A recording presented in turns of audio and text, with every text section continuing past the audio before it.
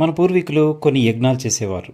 అయితే అవేంటి, వాటి యొక్క విధులేంటో ఈరోజు ఒకసారి చూద్దాం. ఒకటవది దేవయజ్ఞం. పూర్వం నిత్యాగ్నిహోత్రులు ఉండేవారు. వారు తాము భోజనం చేసే ముందు కొంచెం అన్నాన్ని అగ్నికి ఆహుతి చేసేవారు. దీనికి ఆహుతం అని పేరు. అలా కాక ఇంట్లో వారందరూ అగ్నికి సమిధలు సమర్పించిన ఆహుతం చేసినట్లే.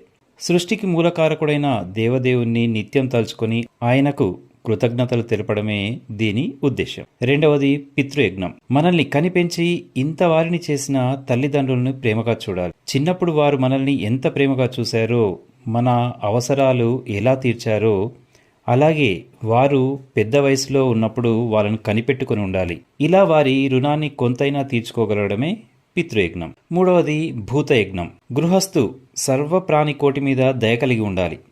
పశుపక్షులు, క్రిమి కీటకాదులు మానవుడి మీద ఆధారపడి ఉంటాయి. అందుకే మనిషికి భూతదయ ఉండాలి. అన్నం తినే ముందు ఒక ముద్ద అన్నం పక్షుల కోసం బయట పెట్టాలి.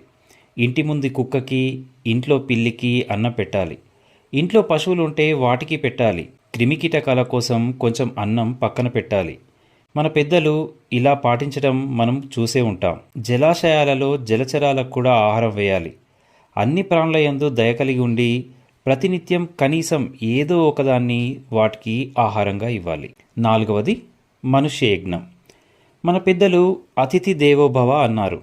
అప్పటివారు ఆతిథ్యం కోరి వచ్చిన వారు తమకు తెలియని వారైనా వారిని ఆదరించి సత్కరించేవారు.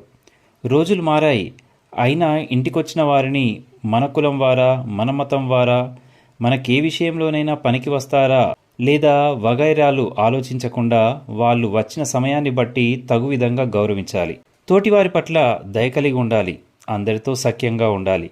ఎవరైనా సహాయం కోరితే మనం చెయ్యగలిగితే నిస్వార్థంగా చేసేయాలి. ఐదవది బ్రహ్మయజ్ఞం. ప్రతివారు ప్రతిరోజు వేదమంత్రాలు కానీ శాస్త్రాలను కానీ చదవాలి.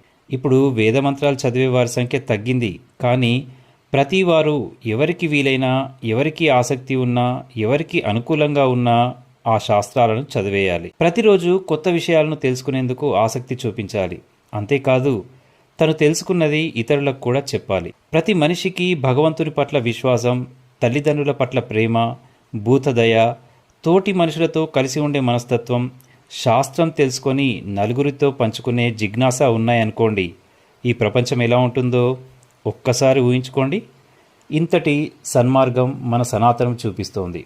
కాబట్టి హిందువులుగా గర్పిద్దాం, మన సంస్కృతిని కాపాడుకుందాం.